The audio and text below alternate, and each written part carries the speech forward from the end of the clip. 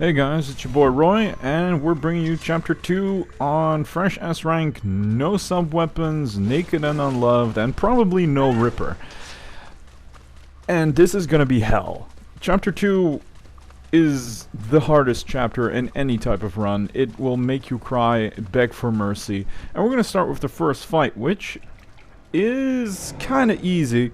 You've got one Mastiff and two sliders to worry about, but due to a nice little workaround, which I'm going to show you here, press start, press reset, and by resetting the fight, the sliders will spawn, I think about a minute later, meaning you have ample of time to deal with the Mastiff, and you won't get hit by any missiles in the background by accident, making for an easy fight. With Mastiffs, like in Chapter 1 I just toyed with them, but here it's no mercy. This chapter's hard as frickin' hell.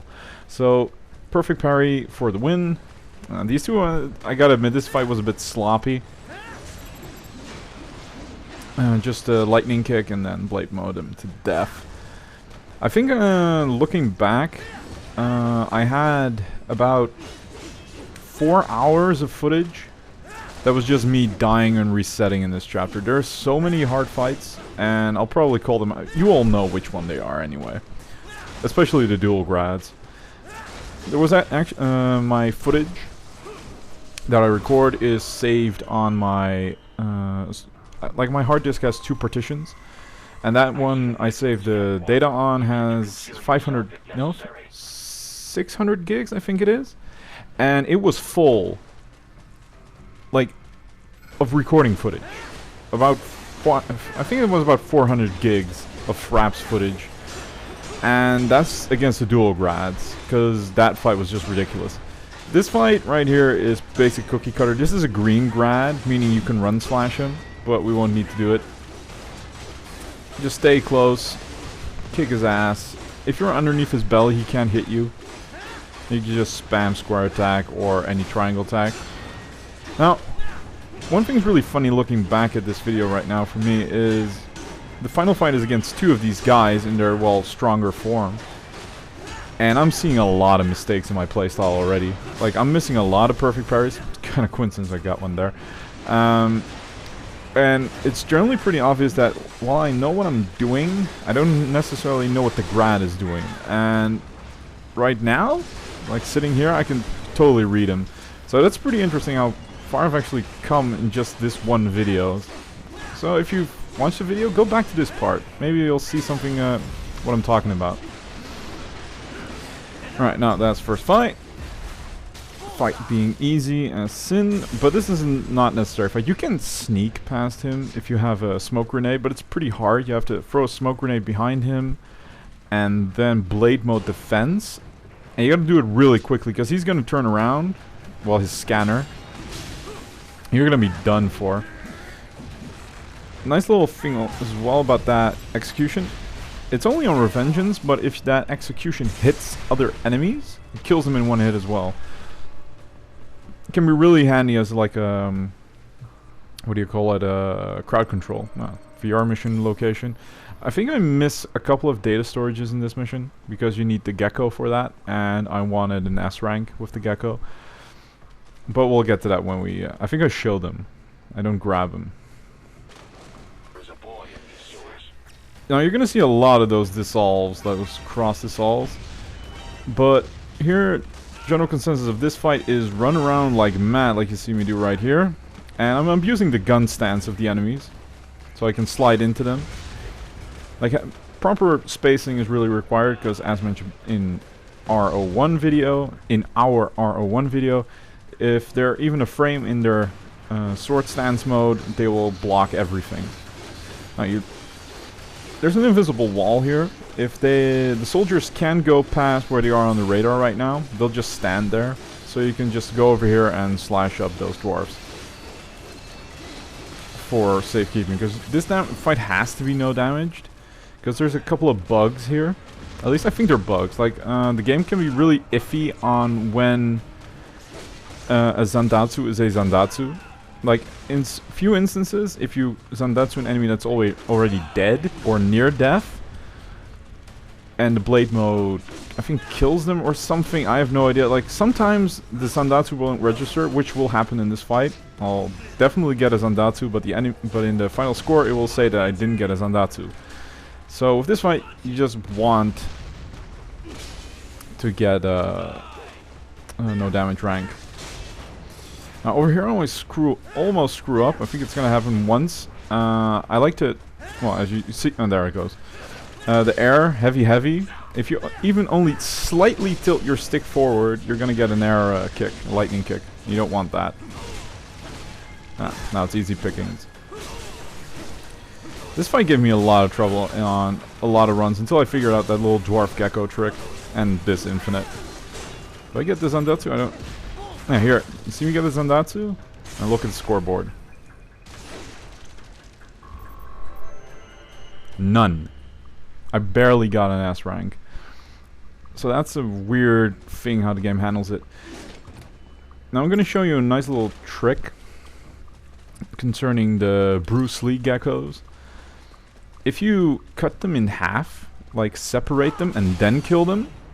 No, I'll show you. Here, separate them, then kill them. Bam, they both give 5,000. Normally if you just kill one, you'll just get 5,000. Now we get 10,000, which is a nice BP boost, especially for new players at the beginning. Because, well, it's 10,000 BP, that's like 2 S ranks, and considering new players won't get S ranks, it's probably going to be nearly their chapter giving, so that's a nice little bonus. Now, this... Oh wait, I'm not going to try to fight first, I'm quickly going to do some upgrades. Nothing special, but the upcoming fight is basically like the rest of the upcoming chapter, revolves around getting a little bit lucky with perfect parries. That's the only thing that's going on. Like, you have to perfect parry and you just gotta pray it hits. Because raptors tend to dodge them for some reason, but sometimes they don't. Alright, I'll just start off with an attack and get the hell out of there. Like, sometimes, that's the one thing I don't know. Sometimes the purple orb will hit them. And I don't know how to trigger that. Well, perfect parry, cut them both in two. Saves you the trouble of dealing with the dwarf. And now we've entered what I like to call easy mode. If a raptor is enraged, he's pretty much unstoppable. You just gotta run away. You can attack them, but they have hyper armor, meaning... Is that hyper armor? I think it's hyper armor. Like, they'll never stagger, ever. But when the rage is over, they'll be stunned, and you can execute them, as you see me do here. And this way, if you kill one raptor and just run away, you've pretty much won the fight. Just getting that one kill is going to be a bit tricky usually. So you got to get lucky and be patient. Especially later on in another fight against a raptor, you'll see me run around for, it could be at least 2 minutes. Just trying to space them out, trying to avoid, take my time. I mean, if you get the no damage rank, you're going to get that S rank. Unless you got a really bad score on the rest of the material. So I got a pretty decent score. The longest combat just wasn't really good. But if you just take your time, use your spacing, and Raiden has a lot of range on his attack. That's something a lot of people seem to forget. Is if he does his heavy attacks with the sword, he can space out pretty much any enemy in the game. Stinger as well, and especially the pole arm or the pincers. Pincers being a bit slow. This part right here, I had to do for like 20, it could be 20 times. Like I was really out of shape against Revengeance. I think that's how you pronounce them. And this is a really annoying part of the game, as you have to redo this stealth part every frickin' time you want to redo the fight afterwards. That comes after it. And seeing how, I sped this up a bit because that guy wouldn't work with me. And seeing how the second fight is really annoying, in that if you screw up one perfect parry, you're pretty much done for. And you have to aim for the full 5,000, which is hard. You have to redo this again and again and again and again and again. I think I can't count the amount of time. Oh, this was pretty cool, like smacking down to the ground. But yeah, I did this fight like a gajillion times. I even fully stealthed it once. I wanted to put that one in the recording first, but then I thought, nah, the smacking to the ground's cooler. But yeah, the next fight is against first one Vodemjerka, then another from the opposite direction, then two Vodemjerkas, paired with dwarf geckos. Now the Vodemjerka are pretty annoying enemies in the sense that attacking them isn't going to do you any favors. They've got a flamethrower, which is really hard to avoid, meaning you have to attack them at a distance. If you're at a distance, they'll do a dash attack, and if you jump and then perfect parry in mid-air, you can kill them. A normal perfect parry sometimes hits, doesn't always, unless you have the long sword. Alright, first this one appears. I think oh, I get it. Now there's a little trick here that I'm not showing you because I was sick and tired of doing this fight and going backwards over and over again. But if you stand somewhere around here, you just have to back up it a little bit and mash the stealth button. You can actually stealth kill this one.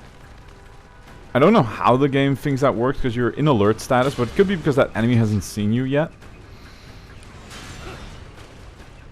And as you can see, my timing is really off, and that's also because I was nervous as sin. I've been doing this fight like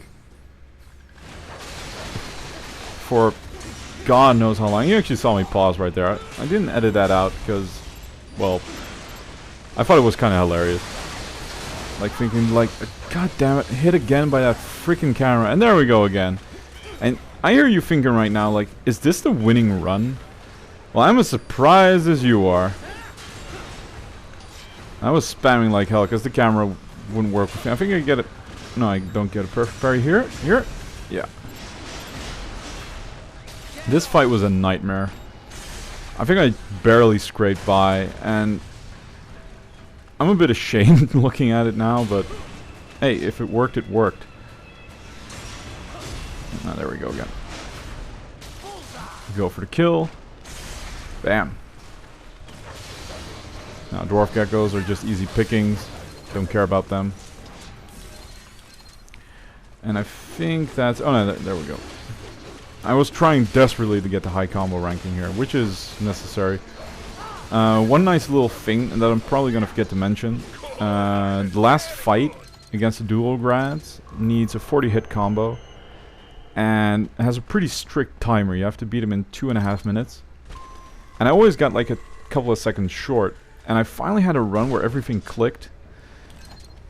And during the final execution, I saw my combo counter at 38. And then I suddenly thought, wait, did I get a combo beforehand that was above 40? And then, oh, then it hit me like a brick. So I quickly did 2 slashes, and lo and behold, I got my S rank. But I'm pretty sure I would have been insanely furious. I was looking for a cool word, but I'm just going to stick to insane. I was going to be insanely furious if I had lost my S rank at that point. Because, as I mentioned before, I had over 300 gigs of footage on that fight. So that just goes to show how long I've been fighting in. Now, you can stealth past this part, though I screw it up. And I don't know how I screwed it up. You run over here, quickly slash that door, slide in, and then you're safe. And then suddenly here I'm caught. Did the man in the box see me? Was it a glitch? Because the alert sound is already going down, and the Vodemjerka clearly can't see me over here.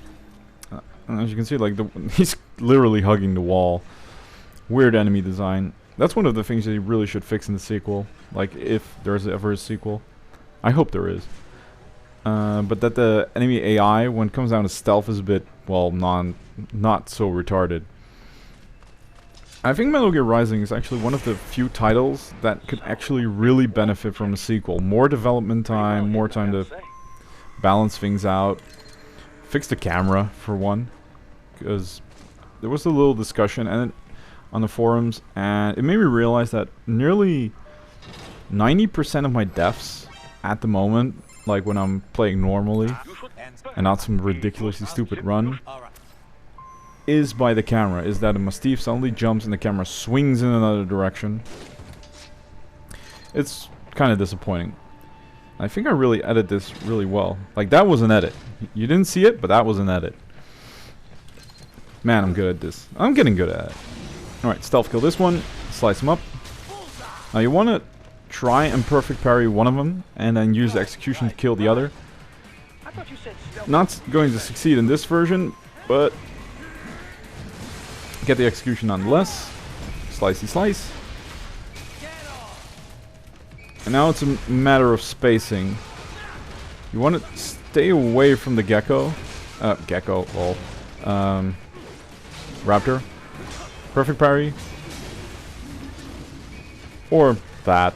I actually forgot that happened. But yeah, raptors are really powerful with their missiles, which will kill their allies in about 2 hits. Or at least make them fully blue. It's a tactic I used on Raiden Must Die. I never really finished it, but my entire tactic used to revolve around just running around and waiting for the raptor to start firing missiles. I never got past this fight on Raiden Must Die, which is, I think, the hardest difficulty I could ever think of, but I don't think it's in the borders of sanity, as in manageable. You needed insane luck, that's for one. But yeah, this fight's really basic. Just keep parrying, dodging. And if he's blue, you can slide him to the ground. At least usually you can. Or uppercut him, or just slice off his legs. Just to be safe. And then wait till he's blue, and then cut him open. Bum bum bum bum bum bum bum. Nice little turtle move there. And that one glitch you see right there, I had that happen quite a couple of times. Like that Raiden suddenly falls like a millimeter. And considering you have really low fuel on Revengeance, it's gonna be a bit tricky, but yeah.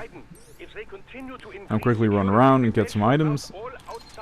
Again, the reason I'm getting stingers and stuff, even though I'm not using them, is if you have them full in your inventory, you can always, if you grab a new one, you get BP. And it's a little BP, but it can come in handy. Now for this fight, I want to quickly go over here, get his arm, because we want arms, I guess. Now there's a neat little location here. If you stand over here, it needs quite decent space, and you can be hit from either side. And I usually, on higher runs, I just charge my pincers over there, and in this case, my quick draw. And they have one attack that can hit through it, but they rarely use it. It's their sideways swipe. Now this is what I talked about with spacing. Like, I analyze the situation, I see, alright, that fight is going nowhere over there. So I'm just gonna go over here and see if maybe I can lure the rocket launcher to fire on his allies. Not succeeding. So change of plans. Perfect parry, keep parrying, and just wait for an opening. Like, if we no damage it, we're gonna get our score anyway. We've got plenty of Zandatsus. We've got plenty of kills. And plenty of BP. So time's not going to be a problem here. Easy kill. I think the perfect parrying against those enemies works the same as it does against, for instance, Mistral and Sundowner. That you just have to perfect parry them like a couple of times in a row and then it'll hit. Because I doubt it's random. Things are rarely random in video games. There's always a pattern. I'm just running around until he shuts up. Now he's in gun stance, and I think he's going to be stunned. Yeah.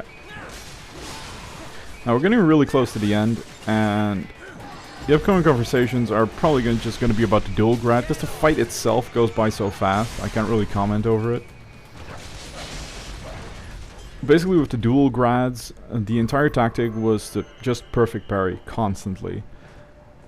You'll see me do it in the fight itself. I perfect parry the main one first, then perfect parry the second, and perfect parrying stuns them for a short time. So when I've perfect parried one, I run back to the other, because I'm on a strict timer. I have about 1 minute to kill them both, because the previous section also takes, well, a good minute. So perfect parry the first, cut off his turret, because cutting off his turret will severely limit his moveset. And then run over to the other, perfect parry him, run back to the main, perfect parry him. And from that moment, it's a roll of the die. Roll of the die? Roll of the dice? Alright, this part's really fun. I always like doing this part. My record here is I think it's 6 seconds and something. That's my record, and it was a bit slower here, but no, that's okay. Going back to the grad fight, after having perfect parried the main one twice and the second grad once, it becomes a random fest. You just gotta space it out properly. Pray they do normal attacks that you can parry, and not just go into turret stance the entire time, because at this moment in the game, I'm just so low on damage output. Perfect parries were the only way to do the fight in 2.5 minutes total. And now I can hear you say, well, what about no damage?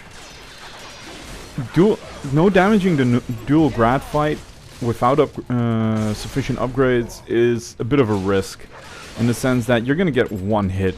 There's going to be a hit in your face at least once, due to the fact that you're so low on output, meaning there's going to be 2 grads out there for pretty much the entire fight. And not getting damaged during that, yeah, that's not going to happen. Like, I think I get the other arm. No, I don't get it. I was clearly trying to build up some fuel to get it again, but no. So yeah, that fight was monstrously difficult to dual grad. Well, I'm quickly going to show you. There is storage down there, which you can get with the dwarf gecko. Going back to the dual grad fight. What else do I need to share with you? You'll see all the perfect parry timings, but they won't do you any good without sufficient practice. You gotta know the timings, and a few of them are deceptive. Like, a few you really have to not do at the last moment, because their hitbox activates early. Another data storage over there. And yeah, I mean, it's so ridiculously hard, and I think it's one of the few unfair fights in the game, especially on handicap runs. It becomes just, you can see that this fight was made with New Game Plus in mind. Like, you have the Sai, you have the pinsters, you have Ripper mode, and it would be a lot more manageable if the entire environment wasn't exploding. But, well, starting off the fight, we run over here and we grab our chest, because in the chest is a cube of 5000 BP, which means we'll automatically get our BP ranking at maximum for this fight. Now, this is what made it so hard. I screwed up a lot of perfect parries here, meaning this part takes a lot longer than it should, and by muscle memory I counter one perfect parry over there with a block. I'm just not getting through here. But I finally do. And now I'm just gonna shut up and let you guys enjoy the ride of this fight. It was hell. Whole new battle now.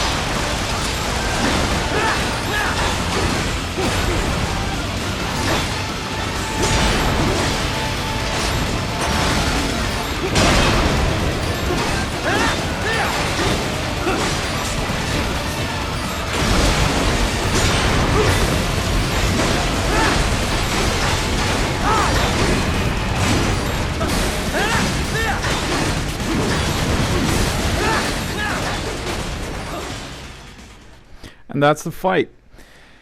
I barely make it. I think it's like 2 minutes 26. And here I get those final 2 hits in for my 40 hit combo. 2:22. 8 seconds left. Now, looking back, you can see that I take a lot of damage. And the reason behind this is that this entire fight was about me being aggressive, staying on the move, keeping up the pressure, and making sure my damage output is maximized. I'm not talking Beast Wars. like, Raiden, maximize! No, I'm talking maximizing my damage output. And that's why I got hit a lot. Now this fight is just a bit toying around. You don't need to do this fight. You can sneak past them if you have a smoke grenade.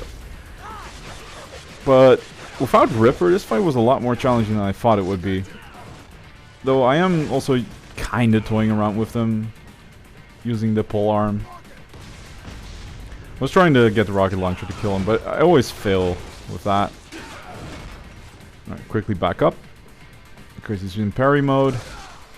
Now the forward T of the l'entrange cannot be blocked. It's an unblockable move.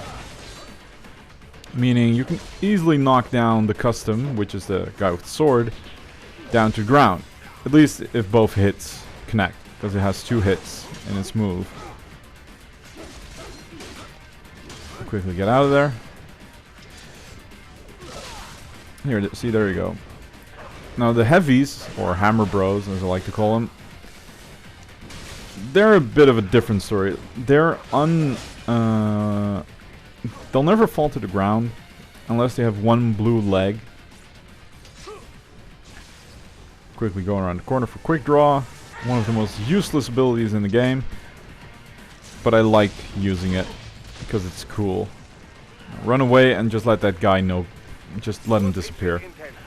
For those who don't really play this game a lot and don't know the intricacies, if you slice off 1 body part of an enemy and then just run away, they'll disappear. They'll retreat. Now over here you'll see me use the normal attack, the normal heavy attack of the high frequency blade, just to show you how much range this move really has.